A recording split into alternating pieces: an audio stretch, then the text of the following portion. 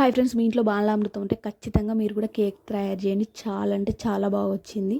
నేను ఫస్ట్ టైమే ట్రై చేశాను, కానీ ఇంత బాగా వస్తుందని అస్సలు ఎక్స్పెక్ట్ చేయలేదు. ముందుగా ఏం చేయాలంటే మీరు ఒక కప్పు బాలామృతం తీసుకొని కొంచెమే షుగర్ వేయండి. ఎందుకంటే బాలామృతం ఆల్రెడీ షుగర్ ఉండేది కాబట్టి ఎక్కువ షుగర్ అవసరం లేదు. తర్వాతకి పెరుగు వేసేసి అందులో సోడా, ఉప్పు, సాల్ట్, ఆయిల్, ఇంకా ఇవన్నీ వేసేసి పాలు కొన్ని వేసుకొని మొత్తం కలుపుకోవాలండి. కలుపుకున్నాక ఏదైనా గిన్నె, స్టీల్ గిన్నె ఉంటుంది కదా, ఆ గిన్నెని మందంగా ఉండాలండి. కొంచెం పలుచగా ఉందనుకోండి అడుగంటిపోయిద్ది. మందంగా ఉండాలి.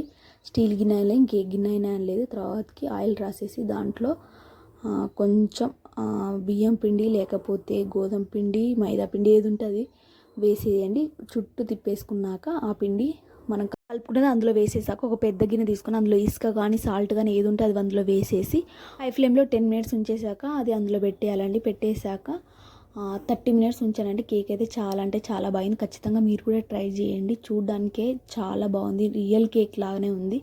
అసలు టేస్ట్ కూడా అదే విధంగా ఉందని మా వాడైతే చిన్నోడు చాలా అంటే చాలా బాగా తిన్నాడు. ఖచ్చితంగా మీకు నచ్చినట్టు ఖచ్చితంగా లైక్ చేయండి. చేసుకున్నాక ఎలా ఉంది కామెంట్ చేయండి. ఖచ్చితంగా చేసుకోండి. ఓకేనా? బాయ్.